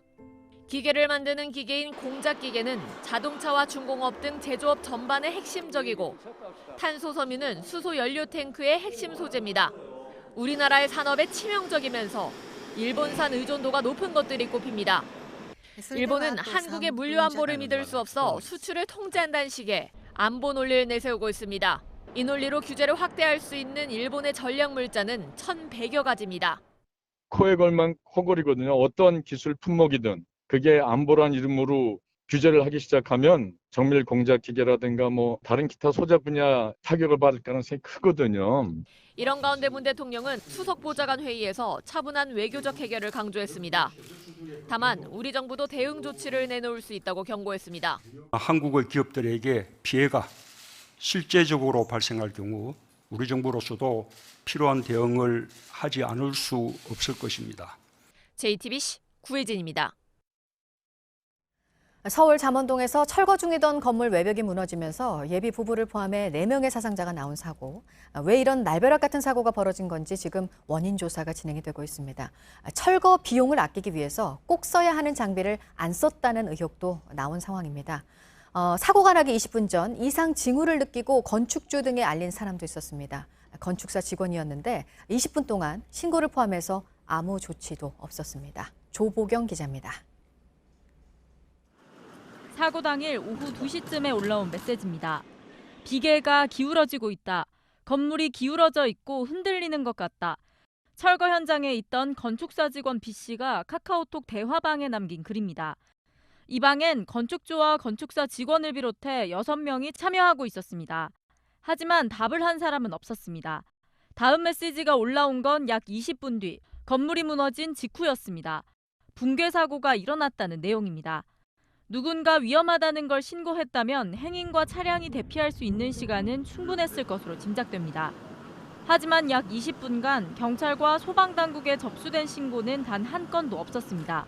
사고 전의 CCTV 화면에서도 누군가가 위험성을 알리는 모습은 찾아볼 수 없습니다. 경찰은 이 카카오톡 대화방을 바탕으로 건축주 A씨 등이 알면서도 조치를 취하지 않았는지 여부를 조사 중입니다. 하지만 A씨는 경찰에 당시에 업무 중이라 메시지를 보지 못했다고 진술했습니다. 평소에도 대화가 활발하게 오가는 방은 아니었다고도 말했습니다.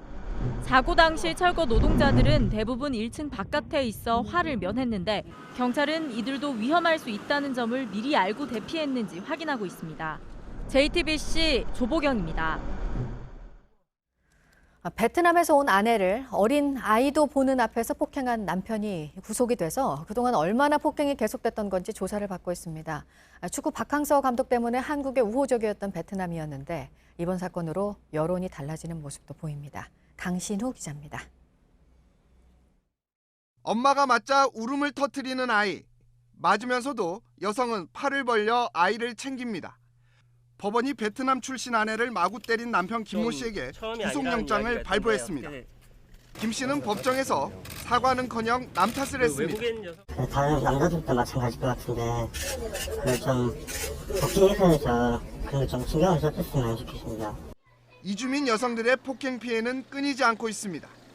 지난해에만 여가부에 접수된 가정폭력 호소가 12,500건을 넘었습니다. 하루 평균 34건에 이릅니다. 하지만 이주 여성들은 폭행을 당해도 경찰 신고를 꺼립니다. 이번 폭행 사건도 피해 여성의 지인이 세상에 알렸습니다. 남편은 우리말을 못한다는 이유로 아내를 마구 때렸습니다. 가해자는 말이 통하고 피해자는 말이 안 통하잖아요. 경찰에 신고해도 한국 사람 편을 들어줄 거야 이런 생각도. 여기에 자신과 친정가족들의 한국 체류가 남편에게 달려있다 보니 맞고도 참는 경우가 많습니다. 한국인 배우자의 조력을 필수적으로 요구하고 있습니다. 그러다 보니까 일부 남성들이 그거를 악용하는 경우도 생기고 있습니다. 폭행 등 피해가 명백한 이주민 여성에 한해 한국 체류를 일정 기간 보장해줘야 한다는 목소리가 커지고 있습니다. JTBC 강신우입니다. 오늘의 핵심 뉴스들을 정리해드리는 아침엔 주요 뉴스입니다. 오늘 새벽 1시 50분까지 이어진 윤석열 검찰총장 후보자의 인사청문회에서 막판 위증 논란이 불거졌습니다. 자유한국당 김진태 의원이 공개한 2012년 12월 윤 후보자와 한 언론사의 인터뷰 녹음 파일에는 윤 후보자가 대검 중수부 출신 변호사에게 윤우진 전 용산 세무서장을 한번 만나보라고 소개하는 내용이 담겼습니다. 윤석열 후보자는 앞서 뇌물수수 혐의로 경찰 수사를 받던 세무서장에게 변호사를 소개한 적이 없다고 진술한 바 있습니다. 이에 대해 야당 의원들은 변호사법 위반과 위증을 주장했고 윤 후보자는 변호사 소개와 선임은 다르다고 해명했습니다. 경남 거제에서 한 40대 남성이 전처가 다니던 회사 대표를 흉기로 찔러 숨지게 하고 고층 아파트 옥상으로 달아났었는데 16시간 동안 경찰과 대치를 하던 끝에 투신을 해서 사망했습니다. 김현미 국토교통부 장관이 민간 택지에 짓는 아파트에도 분양가 상한제를 적용하는 방안을 검토하겠다고 말했습니다. 김 장관은 어제 국회 국토교통위원회 전체 회의에서 무주택 서민들이 부담하기에는 지금의 분양가가 상당히 높은 것이 사실이라며 민간 택지의 경우에도 분양가 상한제 도입을 검토할 때가 됐다고 밝혔습니다. 전국 우정노조가 오늘로 예고됐던 총파업을 철회한 가운데 이낙연 총리가 올린 글에 노동계가 반발하고 있습니다. 한 번도 파업을 하지 않은 전통을 지킨 것이라고 한 부분이 논란이 되고 있습니다. 국제원자력기구가 이란이 핵협정 상한 농도인 3.67%를 넘겨 우라늄을 농축한 사실을 확인했다고 밝혔습니다. 원자력기구는 이란이 어느 정도까지 우라늄을 농축했는지 공개하지 않았지만 이란은 현지 사찰단의 농축 농도를 4.5%라고 밝힌 것으로 전해졌습니다. 그리스 총선에서 압승을 하며 4년 반 만에 정권 교체를 이룬 신민당 미초타키스 대표가 곧바로 총리로 취임을 했습니다. 구제금융 체제에서 벗어났지만 여파가 이어지고 있는 그리스 경제를 일으키겠다고 약속했습니다. 일본 정부의 수출 규제와 관련한 해법을 찾기 위해서 여야가 국회 방일단을 파견하기로 했습니다. 문희상 국회의장의 제안에 여야 3당 원내대표들이 합의를 했는데 이른 시일 안에 방일을 추진할 계획입니다. 인천에서 구로 제2경인선 건설 사업이 예비 타당성 조사 탁수 사업으로 결정이 되면서 착공은 2024년, 개통은 2030년을 목표로 사업이 추진이 될 예정입니다. 같은 직장의 여성 동료들을 몰래 촬영한 50대 공무원이 구속되었습니다. 경상남도 소속의 이 공무원은 근무지 탈의실에 몰래카메라 2대를 설치한 뒤 1년가량 여성 동료들이 옷을 갈아입는 모습을 100여 차례 불법 촬영했습니다.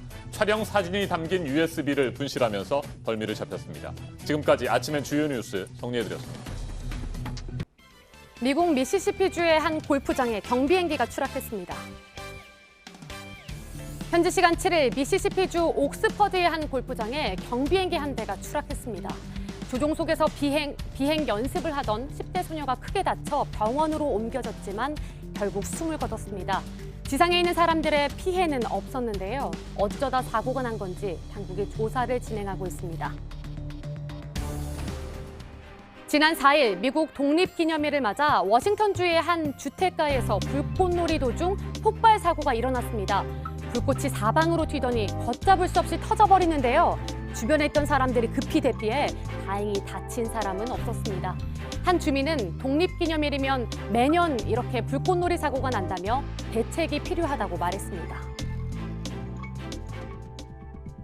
정박해 있던 요트에 별안간 벼락이 내리꽂히더니 사방으로 불똥이 튑니다. 미국 매사추세츠주 보스턴 남부의 한 항구에서 포착된 모습인데요. 아찔한 이 장면을 현지 주민이 우연히 촬영했습니다.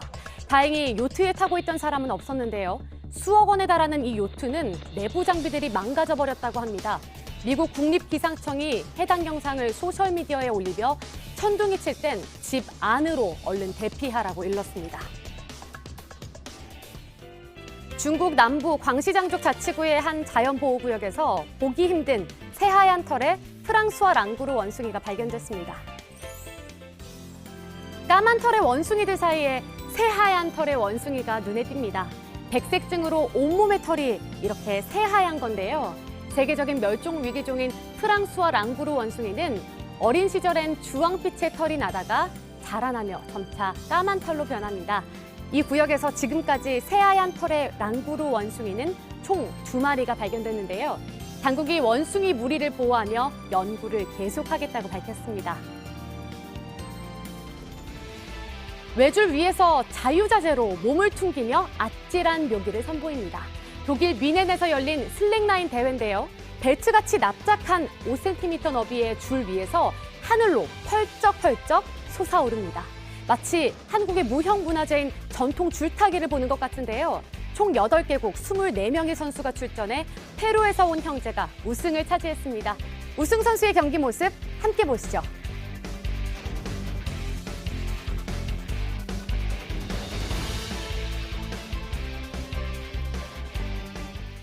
방탄소년단 BTS에 이어 K-팝의 신인 그룹들이 유명 아티스트들이 섰던 꿈의 무대인 뉴욕 맨해튼의 메디슨 스퀘어 가든 무대에 올랐습니다.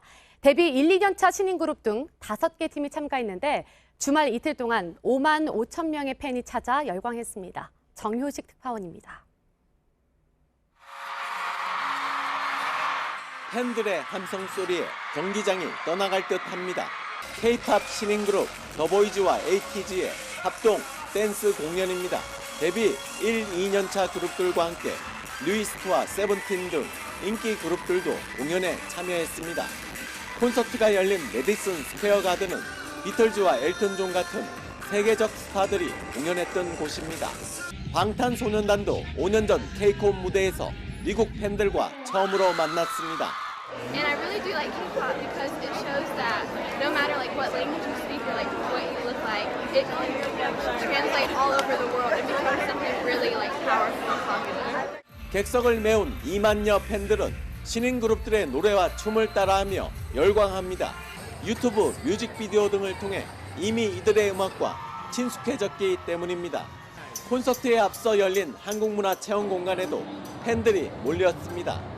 2시간 넘게 뉴욕 K-콘 무대를 뒤흔든 2만여 팬들의 함성은 BTS에 이어 뻗어나가는 K-팝의 미래를 실감나게 보여줬습니다. 뉴욕 메디슨 스퀘어 가든에서 JTBC 정효식입니다.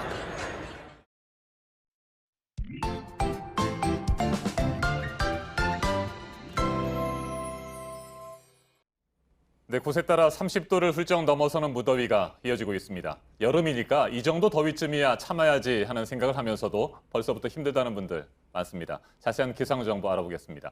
김연아 캐스터, 곳에 따라 폭염주의보가 내려진 지역이 여전히 있군요. 네, 맞습니다. 오늘도 계속해서 중서부 지방에 폭염주의보 발효 중입니다. 네. 수도권과 강원 영서, 충청도를 중심으로 한낮의 기온이 크게 오르겠습니다. 대부분 어제보다 2, 3도나 더 높을 것으로 예상이 됩니다.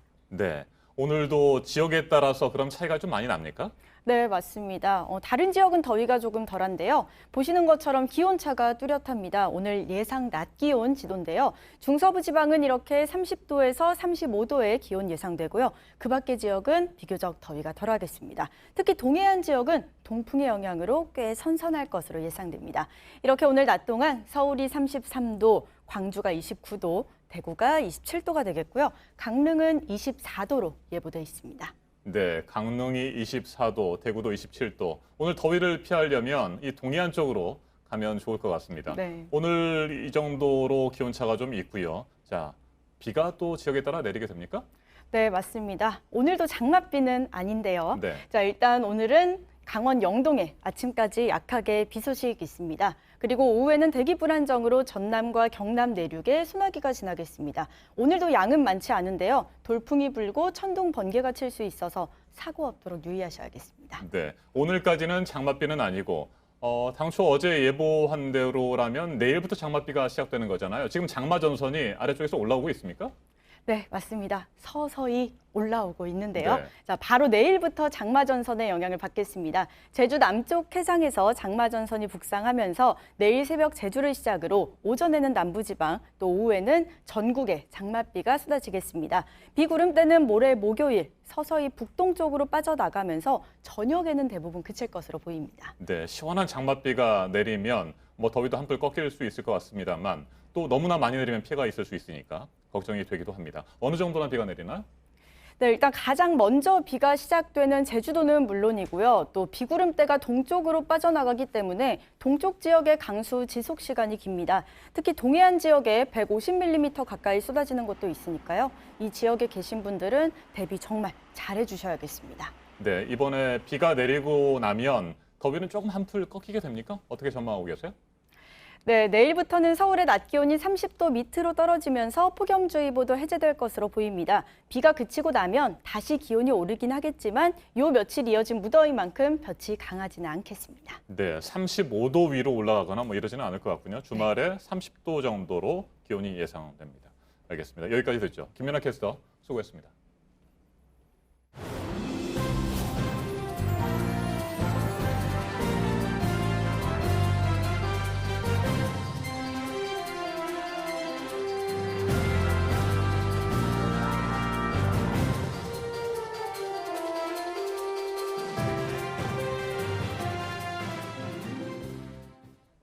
네, 오늘 아침에 들어온 새 소식 정리해드리겠습니다. 이번 주에 한국과 미국 북핵 수석 대표가 유럽에서 만날 예정이고요. 이 기간에 혹시 북측과도 접촉을 할지 관심이었는데요. 국무부 관계자가 부인은 했는데 아직 공식 발표는 아닙니다. 보도 연결해서 알아보겠습니다. 안태훈 기자, 북미 접촉 가능성이 여전히 있는 거죠? 네, 그렇습니다. 일단 미 국무부 관계자의 발언부터 짚어보겠습니다. 이번 유럽 방문 기간에 비건이 북측과 만날 계획은 없다. 이렇게 말한 것으로 전해졌습니다. 다만 미 국무부에 앞서 말씀하신 대로 공식 발표는 아닙니다. 그래서 북한과 미국 간 접촉 가능성은 여전히 살아있다. 이렇게 말할 수 있을 것 같습니다. 이번 유럽 방문 기간에 북미 접촉이 이루어지지 않는다면 당초 예상대로 UN 주재 북한 대표부를 통한 채널을 중심으로 북미 실무 협상 재개를 위한 작업이 계속될 것으로 보입니다. 비건 대표는 오는 11일 독일 베를린에서 이도훈 외교부 한반도 평화교섭본부장과 만나서 북미 실무 협상에 대비한 사전 조율을 할 예정입니다. 네, 다음은 오늘 새벽 0시 44분쯤 서울 서초동의 한 액화 석유가스 저장소에서 불이 났다는 소식입니다. 서초 소방서에 따르면 창고에 보관 중이던 가스통 9개에 옮겨 붙은 불은 새벽 2시 5분쯤에 모두 잡혔습니다. 인명피해는 없었습니다. 소방당국은 정확한 원인을 조사 중에 있습니다. 네, 그리고 뉴스 시작하면서 전해드렸는데 오늘 새벽에 통영 매물도 인근에서 어선이 전복되는 사고가 있었습니다. 실종된 한 명을 계속 찾고 있다고 했었는데 숨진 채 발견이 됐네요. 네, 그렇습니다.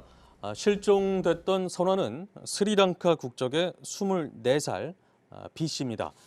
B 씨는 선박 내부에서 숨진 채 발견됐습니다. 해양경찰이 선박 내부를 수색하던 중에 B 씨를 발견한 것입니다. 해경은 앞서 사고 해역에 경비함정 26척과 항공기 넉 대, 해군함정 1척과 민간 선박 3척을 동원해서 수색 작업을 벌였습니다. 네, 끝으로 마이크 펜스 미국 부통령이 이란을 향해서 한 발언이 있어서 전해드리겠습니다. 펜스 부통령은 워싱턴 현지 시간으로 8일 기독교 행사에 참석해서 이란이 핵무기를 갖는 것을 절대 허용하지 않을 것이다 이렇게 말했습니다. 그러면서 이란에 대해 경제적 압박을 계속 가할 것이라고 덧붙이기도 했습니다. 네, 앞서 국제원자력기구 IAEA는 이란이 핵 합의 상한선을 넘겨서 우라늄을 농축한 것으로 확인했다라고 밝힌 바 있습니다. 네, 지금까지 아침에 지금 JTBC 안태훈입니다. 지난 5일 30대 한국인 남성이 2살 배기 아들이 보는 앞에서 베트남 출신의 아내를 폭행하는 영상이 공개됐죠.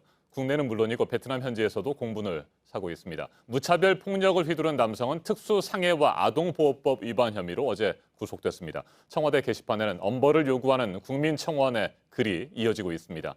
결혼 이주 여성들의 인권 침해가 여전히 심각합니다. 강혜숙 한국이주여성인권센터 공동대표 자리에 함께했습니다. 어서 오십시오. 네, 안녕하십니까. 네, 폭행 영상이 나가고 난 뒤에 이 베트남 여성 그리고 어린 아들 걱정하는 분들이 많습니다. 현재 어떤 상태입니까? 일단 영상에서 보여졌듯이 이제 폭력이 심하죠. 그래서 지금 현재 병원에서 치료 중에 있습니다. 네, 병원에서 치료를 받고 난 뒤에는 어떤 보호 조치를 받게 됩니까? 그 남편으로부터는 격리되고 그런 상태겠죠. 물론 구속이 됐으니까 말이죠. 예, 격리되어 있는 상태인 거고요. 이제 어느 정도의 치료가 진행되고 나면 피해 여성이 무엇을 원하느냐에 따라 다를 것이라고 생각을 합니다. 이제 계속해서 이제 쉼터에 입소를 원한다라면 쉼터에서 상담 지원이나 의료 지원, 법률 지원 필요한 경우에 그런 자립 지원까지 계속 할 수 있습니다. 네, 이번 사건에서도 뭐 그런 부분들을 많이 느끼고 생각을 하셨을 텐데 그렇게 피해를 입으면서도 왜 경찰에 신고를 하거나 뭐 이주여성센터라든지 이런 쪽에 도움을 요청하지 못했을까 이렇게 생각하시는 분들 많거든요. 왜 그렇습니까? 예, 실제로 한국 여성들도 가정폭력의 경우에 경찰에 신고하는 비율은 1.7%밖에 되지 않습니다. 이것은 이제 가정폭력의 특수함이라고 할 수 있는데 가정폭력이 굉장히 재범이 많고 상습범으로 이루어지는 경우가 많습니다. 그러다 보니까 묵인을 하거나 그냥 지나가는 경우도 있는 것인 거고요. 이주 여성도 그러한 어떤 가정폭력의 특성도 반영됐고 이번 피해 여성 같은 경우는 이제 한국어나 한국에 대한 정보가 아직 많이 부족한 경우였다고 보여집니다. 베트남에서 살다가 왔고 그래서 당연히 이제 한국 자기 권리를 보호하기 위한 이제 정보의 부족이나 이런 것들로 인해서 이제 경찰에 신고한다거나 어디에서 상담해야 될지 모르는 이제 그러한 케이스가 아니었다고 생각합니다. 네, 결혼 이주 여성들이 이처럼 남편으로부터 폭력을 당하는 경우가 꽤 많은 것 같습니다. 실제로요.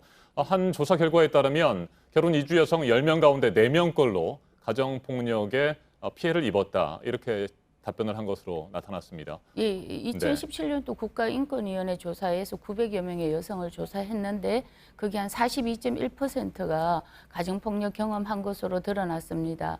이제 폭력의 유형으로는 이제 심한 욕설, 그리고 친정을 못 가게 한다든지, 그리고 물리적으로 때린다든지, 그리고 흉기로 위협한다든지, 성행위를 강요한다든지 굉장히 다양한 형태로 가정폭력이 이루어지고 있는 것으로 파악이 됩니다. 네, 배달 음식을 시켜 먹자고 했는데 요리를 했다. 뭐 그런 이유로 정말 말도 안 되는 이유로 이번에도 베트남 아내를 폭행을 했었습니다. 네, 어떤 이유들을 대고 있습니까? 가해 남편들은 말이죠. 사실 그 가해의 이유라는 건 있을 수가 없는 것인 거죠. 근데 이제 국제결혼 과정에 이제 가정폭력이 불거지는 경우에 언어와 문화의 차이를 많이 이야기들을 합니다. 이번 가해자도 마찬가지로 이제 한국의 문제를 이야기하고 있는데 그것은 사실 이제 하나의 변명밖에 되지 않는 것인 거고 그런 언어와 문화의 차이로서 남녀의 어떤 불평등함에서 이루어지는 그런 폭력들을 자칫하다가는 우리가 은폐할 수가 있다. 그래서 어떠한 경우에도 폭력의 이유를 묻기보다는 우리는 어떠한 이유로도 폭력은 허용될 수 없다라는 사회 문화가 바꿔질 필요가 있다고 생각합니다. 네, 결혼 이주 여성들뿐만 아니고요. 우리 사회 전반에 걸쳐서 어떤 이유로도 폭력은 절대 용납할 수 없는 것이고요. 자, 피해 여성들이 경찰에 신고하지 못하고 외부 기관의 도움도 제대로 요청하지 못한다 이런 말씀 앞에서 해주셨습니다만 가정폭력 등의 피해가 명백한 경우에 말이죠. 네. 이 피해 여성이 한국에서 상당 기간 체류할 수 있도록 허가하는 방안 이런 것들이 필요하다는 의견들 많습니다. 네, 그 부분 설명을 좀 해주시죠. 네. 가정폭력인 경우에는 이제 증거를 제시하고 입증이 된다고 한다라면은 남편의 귀책 사유로 인해서 지원을 통해서 한국에서 체류할 수가 있습니다. 그 외에 성폭력이나 성매매 피해 같은 경우에는 이제 미등록인 경우에 경찰에 신고하고 수사가 종료되면 돌아가게 되어 있습니다. 그러다 보니까 체류권이 중요한 이주 여성들 같은 경우는 성폭력이나 성매매 같은 걸 신고하지 않게 되는 것이고 그만큼 은폐된 채로 많이 광범위하게 퍼지게 된다라는 것인 거거든요. 그래서 가정폭력 포함 성폭력, 성매매, 이주 여성들의 여성폭력 피해자들을 위한 새로운 비자가 신설될 필요가 있다고 생각을 합니다. 네, 피해 여성들을 그동안 많이 만나셨을 텐데 실제로 그동안에 말이죠. 피해를 당했음에도 불구하고 추방을 당하는 그런 여성들이 많았습니까? 예, 저도 얼마 전에 이제 태국을 다녀왔는데 다녀온 이유가 그런 한국에서 가정폭력이나 성폭력 피해를 경험을 했지만 적절한 지원을 받지 못하고 그대로 이제 강제 출국된 여성들이었습니다. 이러한 여성들이 베트남, 캄보디아 곳곳에 있고 이것은 우리 한국의 어떤 외교적인 문제나 이제 국격을 떨어뜨리는 문제이기 때문에 우리가 이제 국내에 있을 때부터 적절한 지원 그리고 귀한 여성에 대한 어떤 대책들이 나와줘야 된다고 생각합니다. 네, 끝으로 지금 피해를 입고 있는 결혼 이주 여성들이 있다고 한다면 어느 기관에 어떻게 도움을 요청하면 또 어떤 지원을 받을 수 있는지 설명을 좀 해주시겠습니까? 예, 가장 폭력을 경험하고 있다라면 112에 신고하는 것이 가장 빠르고요. 네. 그리고 이제 모든 여성 폭력에 대한 연계 전화인 1366 그리고 이제 자국어로 통역이 가능한 1577 1366으로 전화를 하신다면은 가정폭력, 성폭력, 성매매 상담소로 각각 연계가 될 수 있고요. 여성가족부에서 올해 시행되는 이주 여성 전문 상담소가 있습니다. 대구 같은 경우는 053-944-2977인데요.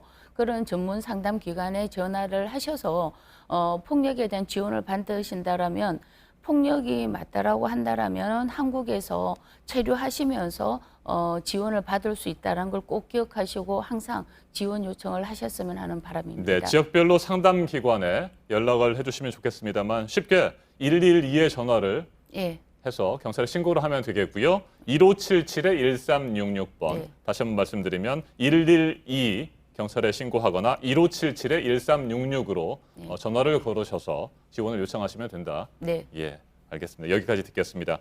강혜숙 한국이주여성인권센터 공동대표 말씀 잘 들었습니다. 감사합니다. 네, 감사합니다. 이번 사건으로 베트남 현지 여론도 들끓고 있습니다. 베트남 언론들이 폭행 장면을 있는 그대로 전달하고 있고 대사관에는 항의 전화가 빗발치고 있습니다. 한국인과의 국제 결혼을 금지해야 한다는 의견까지 나오고 있습니다. 배승주 기자가 보도합니다. 베트남의 한 언론사 홈페이지입니다. 한국 남편의 잔인한 폭행으로 베트남 아내가 골절상을 입었다고 전하면서 폭행 영상을 올렸습니다. 이 영상에선 2살 배기 아들이 보는 앞에서 베트남인 아내가 맞는 장면이 있는 그대로 전달됩니다. 박항서분들이 우리에게 인기 많았지만 한국 남편이 술을 많이 좋아하는구나, 그리고 여자를 잘 때리는구나라고 그 이미지가. 주요 베트남 매체들은 연일 입은 폭행 사건을 비중 있게 보도했습니다. 베트남 네티즌들은 폭행 동영상을 퍼나르고 남편에 대해 악마라는 단어까지 써가며 화를 참지 못했습니다. 한국 남자들은 드라마에서나 점잖고 예의 바르고 자상하다며 비꼬기도 했습니다. 한국 남자들과 국제 결혼을 막아야 한다는 의견까지 나왔습니다. 한국 주재 베트남 대사관에는 항의 전화가 하루 종일 빗발쳤습니다. 이런 가운데 민감용 경찰청장이 한국을 방문 중인 베트남 공안부 장관에게 어제 공식 사과했습니다. 베트남이 유감스럽게 생각하며 한국 경찰은 철저한 수사와 피해자 보호 조치를 취해서. 하지만 결혼에 이주해오는 여성을 도구로 보는 시각이 바뀌지 않는 한 단발적 대처론 폭행을 근절하기 어려울 거란 지적입니다. JTBC 배승주입니다.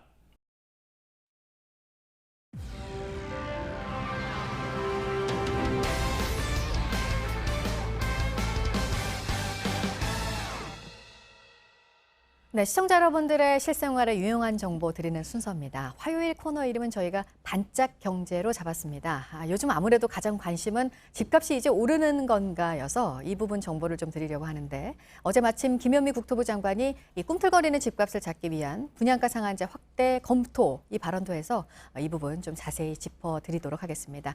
오늘 스튜디오에 나와 있는 전문가는 부동산 전문가인 고종환 한국자산관리연구원장입니다. 어서 오세요. 네, 안녕하십니까. 네.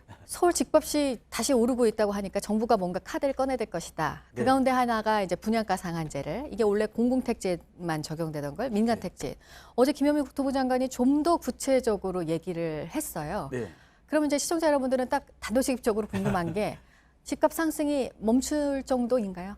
네, 멈출 정도. 그러니까 이제 정부는 초강력 대책이기는 하나 이것 때문에 집값 상승이 멈출 것이다. 그렇게 보기는 좀 어려울 것 같아요. 네. 왜냐하면 우선 이렇게 분양가 상한제가 되면 저도 분양가 심사위원을 오랫동안 했습니다만 네. 분양가 인상을 억제하는 효과는 있습니다. 한 10% 정도. 분양가 인상을 억제하는 효과. 네, 그러니까 분양가가 인하되면 소위 기존 집값을 끌어내리는 그렇죠. 효과는 어느 정도 있죠.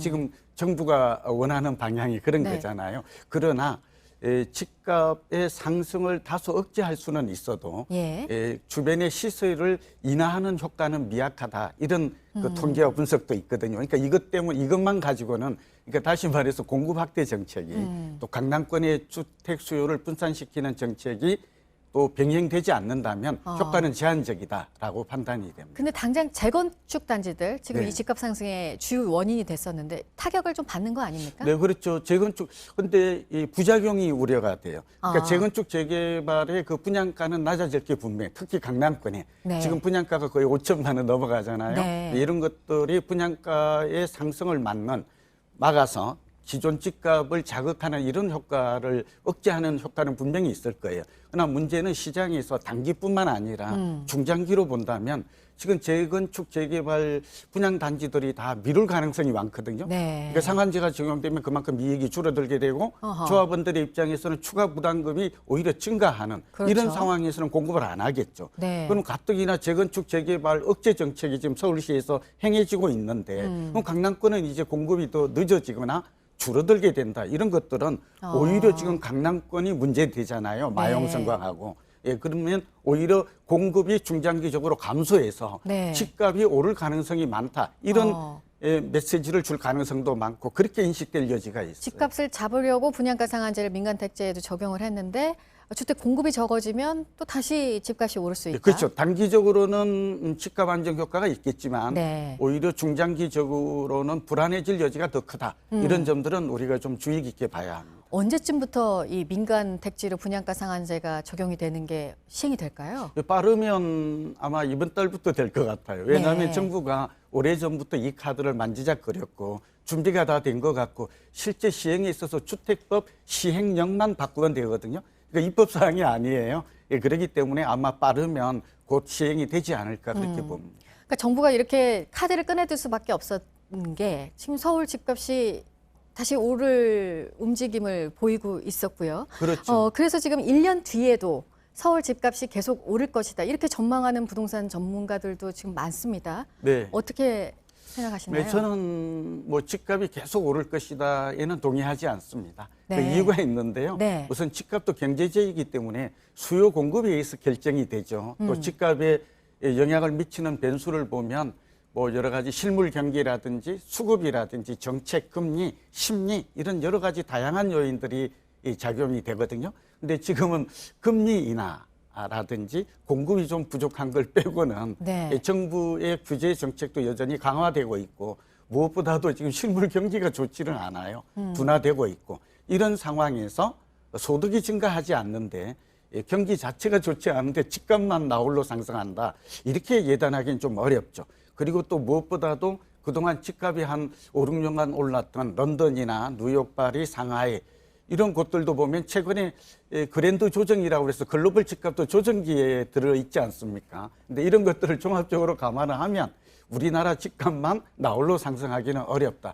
그리고 또 다시 주목해야 될 단기 변수가 거래량이 몹시 감소하고 급감하고 있다는 점을 우리는 또 주목해야 돼요. 그러니까 거래량은 가격에 1, 2분기 선행하거든요. 여기 전세값도 안정돼 있고 종합하면 단기적으로나 제가 볼 때는 한 2, 3년 정도는 이 집값이 좀 안정 국면으로 접어들지 않을까. 다만 왜 이런가 하는 것인데 이거는 정부 정책에 잘못된 실수가 있어요. 그러니까 아직 추가 대책이 남아있기 때문에 정책의 실패라고까지 단정할 수는 없지만 정부가 상기 신도시에서 과거의 1기 때의 분당이나 2기 때의 판교처럼 강남 대체 신도시가 빠진 점이 굉장히 심리적으로 영향을 주고 있고요.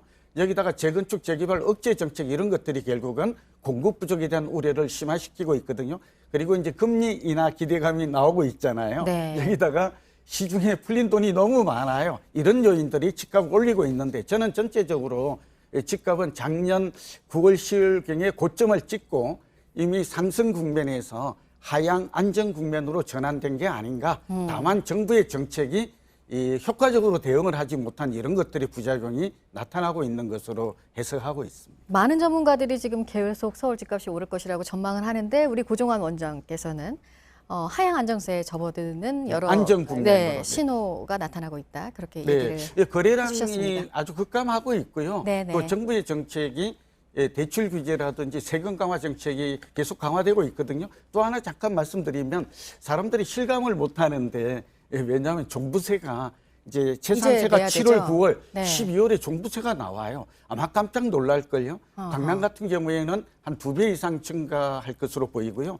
다주택자들은 3배 이상 늘어나게 되면 뭐 이런 것들은 아마 절세 매물이나 네. 실망 매물을 나오게 할 수도 있어서 시장 자체는 매도자 중심 시장에서 네. 매수자 중심 시장으로 지금 전환되는 과도기에 있지 않는가 그렇게 보고 있습니다. 보유세 납부 시즌이기 때문에 절세 매물도 나올 수 있다. 이런 기대해 얘기까지 볼 수 해주셨습니다. 있죠. 많지는 알겠습니다. 않지만. 네. 고종환 한국자산관리연구원장이었습니다. 고맙습니다. 감사합니다. 네, 여름 휴가로요. 바다로도 많이 떠나실 텐데 괜찮을까 싶은 소식이 있었습니다. 제주도의 한 해수욕장에 상어가, 그것도 살아있는 상어가 나타나면서입니다. 이번에는 다행히 사람들 피해가 없었는데 앞으로는 우려할 수밖에 없습니다. 윤정식 기자입니다. 바다 멀찌감치 검은 지느러미가 보입니다. 가까이 다가가 봤습니다. 돌고래인 줄 알고 다가간 해수욕객이 깜짝 놀랍니다. 상어가 살아있는 거 봐. 몸 길이 약 2m, 등과 꼬리에 각각 삼각, V형 지느러미를 한 상어가 확실합니다. 인근을 빠져나가는 사람 옆에서 빠른 속도로 맴돕니다. 오, 빨라. 우와, 씨. 상어가 나타난 곳은 제주 함덕 해수욕장. 당시 해수욕을 즐기던 사람은 100여 명입니다. 해수욕장 측은 물 밖으로 대피시켰습니다. 영화에서만 나오는 건데 이게 진짜로 현실로 일어나가지고 깜짝 놀랐어요. 피서객과 해녀들도 불안할 수밖에 없는 상황. 제주 주변 전체가 그 남방 쿤들고래 서식지 해역이라 그 상어들이 연안으로 이렇게 내유한 적이 없었거든요. 사실 이런 상황은 매우 이례적인 일인데. 상어는 출몰 10분 후 먼 바다로 사라졌습니다. 해수욕장 입수 금지는 1시간 만에 해제됐습니다. 하지만 이후 바다에 들어간 시민은 거의 없었습니다. 국내에서 상어는 주로 먼 바다에서 목격돼 왔습니다. 2018년 거제도 인근, 2014년 고성 앞바다에서 백상아리가 관측됐습니다. 주로 그물에 걸려 죽은 채 발견된 겁니다. 하지만 해수욕장 인근에도 상어가 출몰한 만큼 희석액 안전 대책이 시급해 보입니다. JTBC 윤정식입니다. 브라질 축구협회가 2022년 카타르 월드컵까지 치치 대표팀 감독의 임기를 보장할 것이라고 브라질 현지 언론이 보도했습니다. 치치 감독이 이끄는 브라질 대표팀은 지난 7일 코파 아메리카에서 통산 9번째 우승을 거뒀습니다. 치치는 2016년부터 브라질 축구대표팀 감독을 맡고 있습니다. 테니스 여자 단식 세계 1위인 호주의 애슐리 바티가 윈블던 테니스 대회 16강에서 탈락했습니다. 바티는 현지 시간 7일에 열린 여자 단식 16강전에서 미국의 앨리슨 리스크에게 1대2로 역전패했습니다. 바티를 꺾은 리스크는 생애 처음으로 메이저 대회 단식 8강에 진출했습니다. 산악인 엄홍길 대장이 대학생 90명과 함께 휴전선을 횡단하는 DMZ 평화통일 대장정을 시작했습니다. 엄홍길 휴먼재단은 지난 7일 서울 광화문 광장에서 발대식을 갖고 보름 일정의 대장정에 나섰습니다. 참가자들은 강원도 고성 통일전망대에서 경기도 임진각까지 350km를 횡단하면서 킬로미터당 100원씩 기금을 적립해 기부할 예정입니다. 여러분들의 이 마음속에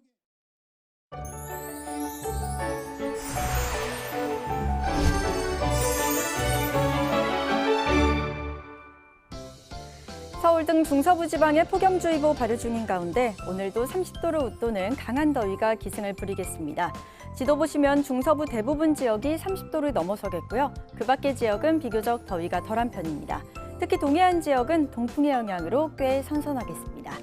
아침까지 강원 영동에 약하게 비 소식이 있습니다. 또 오후부터 대기 불안정으로 전남과 경남에 소나기가 지나겠습니다. 오늘 낮 기온은 서울이 33도, 전주와 광주 29도, 대구가 27도로 예상되고요. 북한 지역 대부분 30도를 웃돌며 볕이 강하겠습니다. 내일과 모레 장맛비 소식에 더위는 주춤하겠습니다. 내일 새벽 제주를 시작으로 오후에는 전국으로 확대되겠고요. 동해안과 제주 산간 지역에 100mm 이상 쏟아지겠습니다. 기상정보였습니다. 아침엔 뉴스워치, 오늘 하루 관심을 가지고 지켜봐야 할, 기억해야 할 뉴스 끝으로 정리해드립니다. 오늘 새벽까지 이어진 윤석열 검찰총장 후보자의 인사청문회에서 막판 위증 논란이 불거졌습니다. 자유한국당 김진태 의원이 공개한 2012년 12월 윤 후보자와 한 언론사의 인터뷰 녹음 파일에는 윤 후보자가 대검 중수부 출신 변호사에게 윤우진 전 용산 세무서장을 한번 만나보라고 소개하는 내용이 담겼습니다. 윤석열 후보자는 앞서 뇌물수수 혐의로 경찰 수사를 받던 세무서장에게 변호사를 소개한 적이 없다고 진술한 바 있습니다. 이에 대해 야당 의원들은 변호사법 위반과 위증을 주장했고 윤 후보자는 변호사 소개와 선임은 다르다고 해명했습니다. 경남 거제에서 전처가 다니던 회사 대표를 흉기로 숨지게 하고 고층 아파트 옥상으로 달아난 40대 남성이 경찰과 16시간 대치를 한 끝에 오늘 아침 투신해 사망했습니다. 국회는 오늘부터 사흘 동안 대정부 질문을 진행합니다. 오늘 외교 안보 분야를 시작으로 내일은 경제 분야, 모레는 교육과 사회, 문화 분야 대정부 질문이 이어질 예정입니다. 서울 13곳, 인천 한 곳의 자율형 사립고 재지정 평가 결과가 오늘 나올 예정이라서 긴장감이 높아지고 있습니다. 유일하게 전국에서 학생을 뽑는 하나고가 발표 대상에 포함이 되어 있습니다. 오늘 전해드릴 소식은 여기까지입니다.